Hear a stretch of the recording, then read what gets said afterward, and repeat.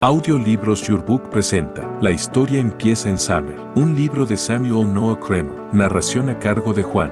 Sexto, Guerra Civil. El primer historiógrafo. Hay que reconocer que Same no ha producido ningún historiador digno de este nombre. Ninguno de sus historiógrafos ha redactado una historia tal como la concebimos hoy en día, es decir, como una sucesión continua de acontecimientos cuya evolución está regida por causas profundas que, a su vez, se hallan sometidas a leyes universales. Partiendo de un punto de vista dogmático, dependiente de su visión particular del universo, el sumerio considera los acontecimientos históricos como si surgieran espontáneamente, ya listos y completos, de repente, sobre el escenario del mundo, y cree, por ejemplo, que su propio país, ese país que ve sembrado de ciudades y de estados prósperos, de aldeas y de granjas, enriquecido con todo un perfeccionado aparato de técnicas y de instituciones políticas, religiosas y económicas, fue siempre él mismo desde el origen de los tiempos, es decir, desde el momento en que los dioses hubieron proyectado y decretado que así sería. Sin duda,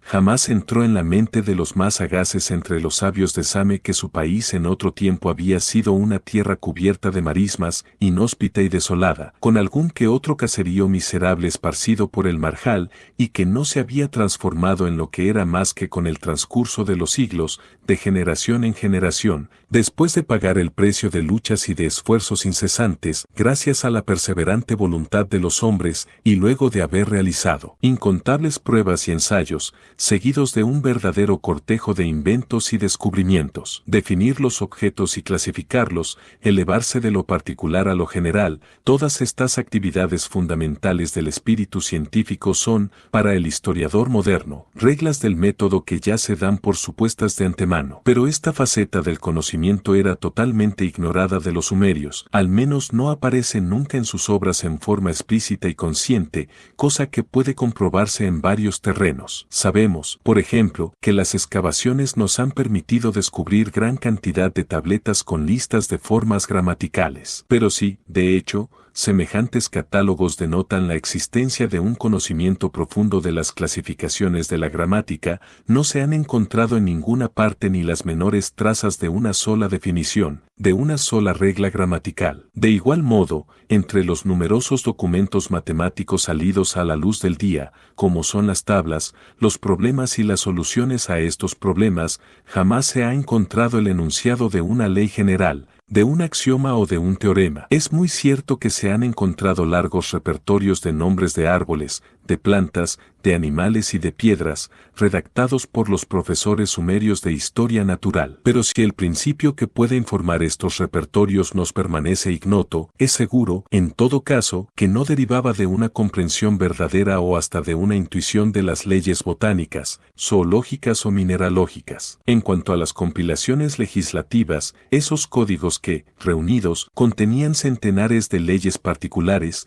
ninguna de las que subsisten formula ni un solo principio jurídico de carácter general. Y, volviendo a la historia, podemos decir que en las complicaciones de los historiógrafos adscritos a los templos y a los palacios, no se ve nada que se parezca ni de lejos a una historia coherente, metódica y completa. Y, en el fondo, ¿quién puede extrañarse de ello? No hace aún mucho tiempo que el espíritu humano descubrió el arte de dirigir bien el propio pensamiento y de razonar bien sobre las cosas. De todos modos, resulta sorprendente que no se pueda encontrar nada en Same que se asemeje al tipo de obras históricas tan extendidas entre hebreos y griegos. Los sumerios crearon y cultivaron numerosos géneros literarios, mitos y cuentos épicos, himnos y lamentaciones, ensayos y proverbios, y aquí, allá y acullá, especialmente en las epopeyas y en las lamentaciones, se pueden distinguir ciertos datos históricos, pero no existe un género literario que pueda considerarse como propiamente histórico. Los únicos documentos que se aproximan algo a ello son las inscripciones votivas de las estatuas,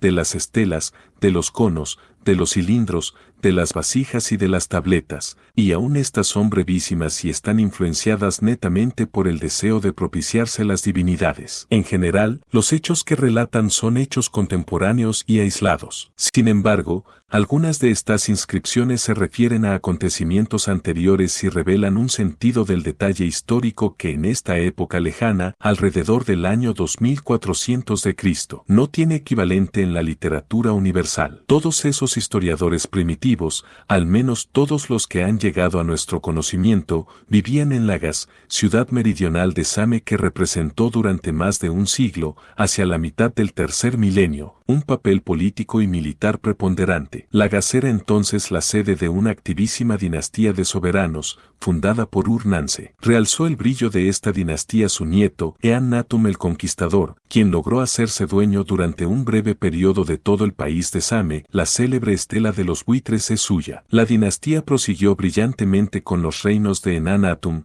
hermano del precedente, y de Entemena, hijo de Eannatum. A continuación empezó a palidecer la estrella de Lagasí. Después de una época de disturbios, terminó por apagarse en el reinado de Urukagina, el octavo soberano después de Ur-Nanse. Urukagina, que fue un sabio y sagaz reformador, no pudo hacer frente a la ambición del rey de Uma, Lugalsakhisi, que lo derrotó definitivamente antes de sucumbir él mismo bajo el recio empuje del gran Sargón de Akkad. Pues bien, lo que nos restituyen los historiógrafos de Lagas es la historia política o, mejor dicho, la sucesión de acontecimientos políticos de este periodo, desde el reino de Ur-Nanse hasta el de Urukagina. Sus relaciones son para nosotros tanto más preciosas cuanto que, a lo que parece, esos personajes eran los archiveros adscritos al palacio y al templo y habían de tener acceso a informes de primera mano sobre los sucesos que nos describen. Entre estos relatos hay uno, especialmente, que se distingue por la abundancia del detalle y la claridad de la exposición. Es obra de uno de los archiveros de Entemena y relata la restauración del foso que formaba la frontera entre los territorios de Lagas y de Uma, destruido en el curso de una guerra anterior entre ambas ciudades. El escriba, preocupado por exponer y describir la perspectiva en la que se inscribe el acontecimiento, ha juzgado necesario evocar el fondo político de la cuestión. Sin extenderse demasiado, como ya puede suponerse, nos informa de ciertos episodios notables de la lucha entre Lagas y Uma, remontándose a la época más lejana sobre la que posee informes, es decir, la correspondiente al reinado de Mesilín, rey de Kis y soberano de Same, hacia el año 2600 de Cristo. A despecho de esta loable intención, hay que comprobar, sin embargo, que su relato anda muy lejos de presentar el carácter objetivo que cabría esperar de un historiador. Al contrario, todos sus esfuerzos consisten en hacer encuadrar el desarrollo sucesivo de los acontecimientos dentro de la explicación que les impone a priori su concepto teocrático del mundo. De ahí el estilo literario originalísimo de esta historia donde se entremezclan inextricablemente las hazañas de los hombres y de los dioses. De ahí también la dificultad con que nos encontramos de poder separar los acontecimientos históricos reales de su contexto fabuloso. Por consiguiente,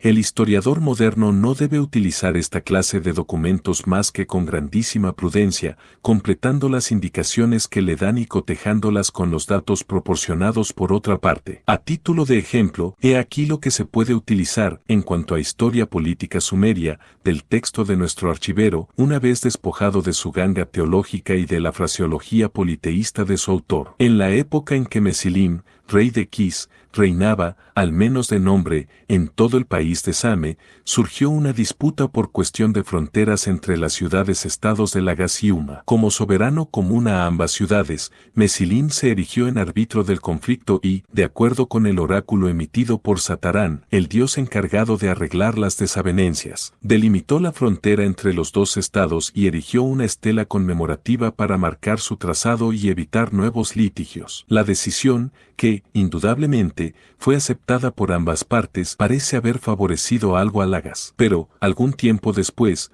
no se precisa la época, aunque, según ciertas indicaciones, podría situarse poco antes de que Ur-Nanse fundase su dinastía, Us-Isaac-Ku de Uma, quebrantó los términos del acuerdo, rompió la estela de Mesilín y, atravesando la frontera, se apoderó del Gediná, territorio perteneciente a Lagas. Esta comarca quedó en manos de las gentes de Uma hasta la época de Eannatum, nieto de Ur-Nanse. Este jefe militar, que se había vuelto muy poderoso después de sus conquistas, consiguió, durante un breve periodo, tomar el título de rey de Kis y reivindicar la soberanía del territorio entero de Same para sí. Atacó y venció a los Umaitas, impuso un nuevo tratado fronterizo a Enakali, que entonces era el Isaac-Ku de Uma, hizo abrir un foso paralelo a la nueva frontera, con el objeto de dejar asegurada la fertilidad de Gediná, y luego, para que perdurase el recuerdo del lo hecho, ordenó restaurar la antigua estela de Mesilim e hizo que se erigieran otras estelas con su propio nombre. Además,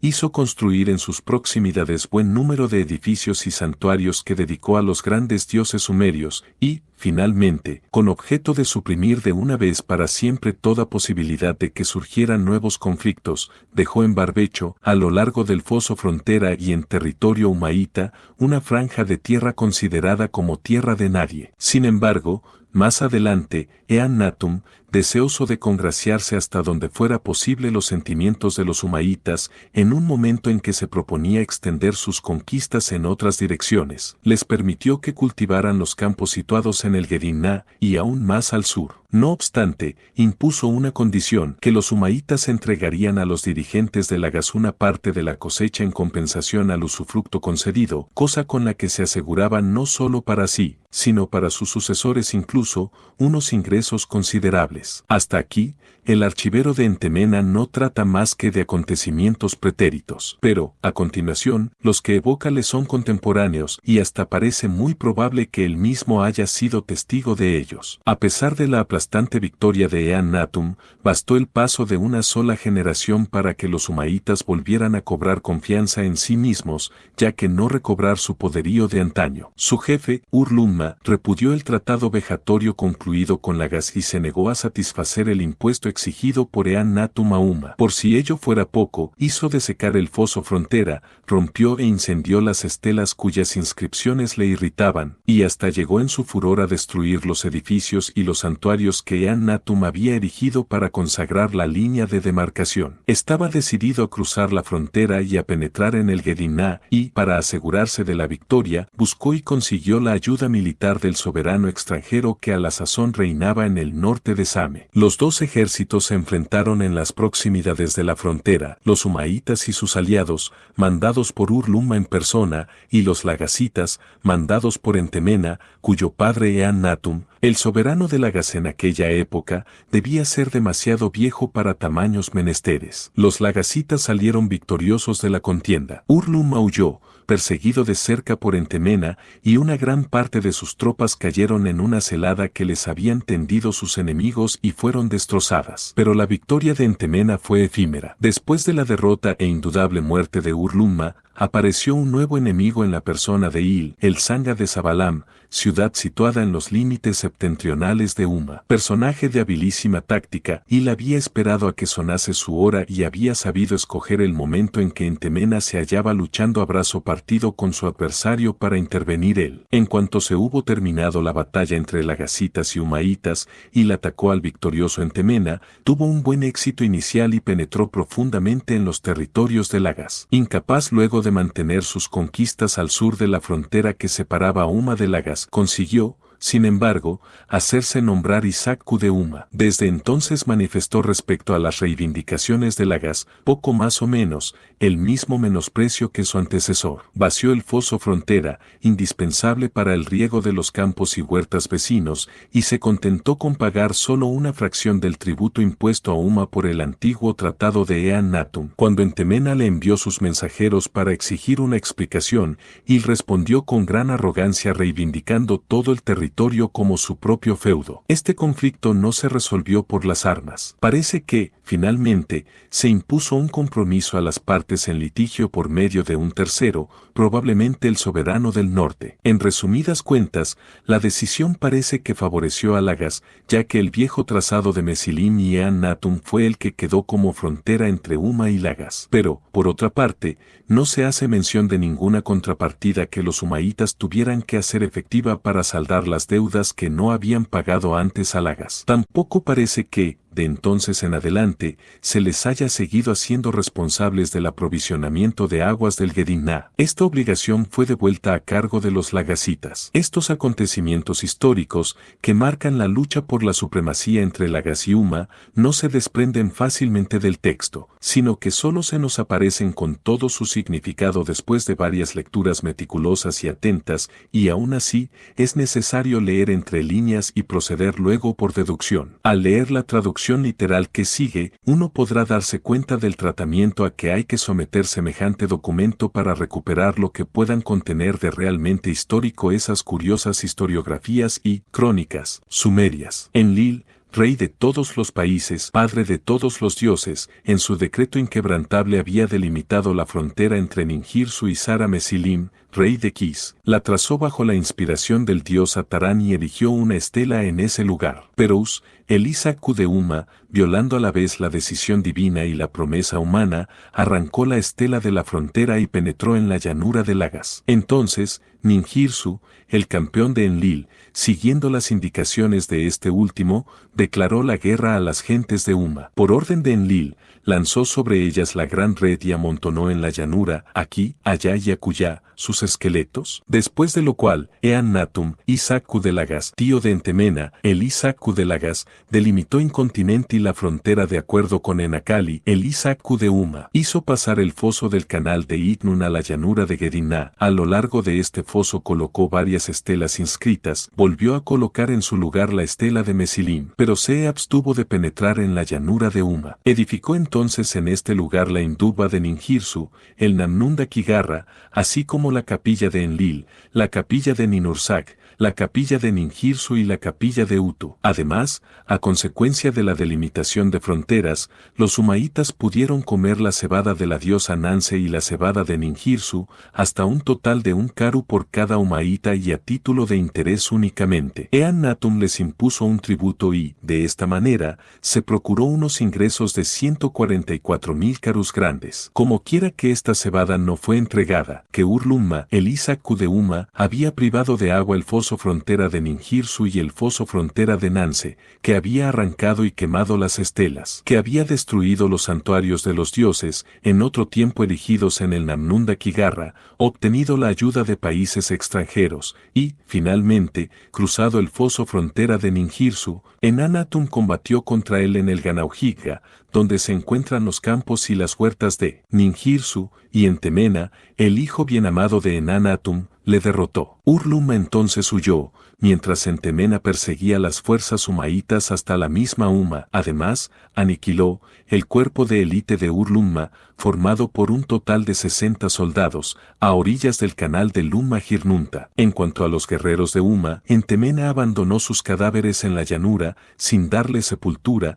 para que fueran devorados por las aves y las fieras, y amontonó sus esqueletos en 5 lugares distintos. En aquellos días, Il, gran sacerdote de Zabalam, asolaba el país, desde Girsu hasta Uma. Il se arrogó el título de Isaku de Uma, quitó el agua del foso frontera de Ninjirsu, del foso frontera de Nanse, del Indubba de Ninjirsu, de la tierra arable que forma parte de las tierras de Girsu y que se extiende hacia el Tigris, y del Namnunda Kigarra de Ninursak. Además, no entregó más que 3,600 karus de cebada de la debida a Lagas. Y cuando Entemena, el Isaku de Lagas, hubo enviado varias veces sus mensajeros a Il, a causa de ese foso frontera, Il, el Isaku de Uma, el saqueador de campos y haciendas, el portador de mala fe, declaró: el foso frontera de Ninjirsu y el foso frontera de Nanse son míos. Y, en verdad, llegó a añadir: yo ejerceré mi autoridad desde el Antasurra hasta el templo de Dimgal Apsu. Sin embargo,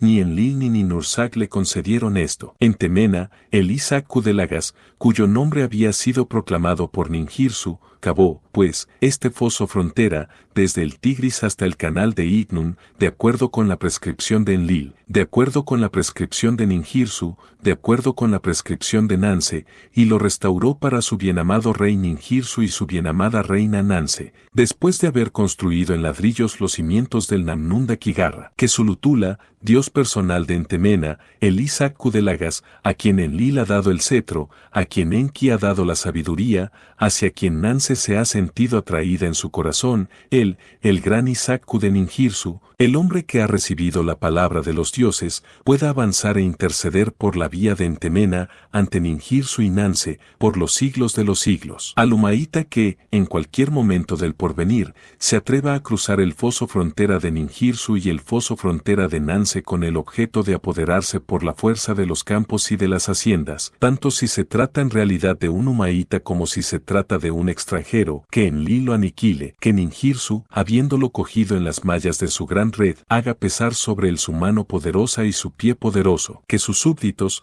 sublevados contra él, lo derriben en el centro de su propia ciudad. Este texto, de un interés tan excepcional, ha sido descubierto, inscrito en términos prácticamente idénticos, en 2 cilindros de arcilla. Uno de estos cilindros fue excavado cerca de Tello, actual nombre de la antigua Lagas, en 1895 y, a continuación, copiado y traducido por el célebre François Thureau d'Angin, cuya personalidad ha dominado la asiriología durante casi medio siglo. El segundo de estos cilindros pertenece a la Yale Babylonian Collection, cuya institución se la procuró por medio de un anticuario. Su texto fue publicado en 1920 por J. B. Nies y C. E. Kaiser, en su libro Historical, Religious and Economic Taxes. En 1926 se publicó, a propósito de este documento, un notable artículo del eminente sumerólogo Arno Poebel, el cual iba acompañado de un estudio detallado de su estilo y de su contenido. Es principalmente en este trabajo en el que se basan mis análisis y mi propia traducción.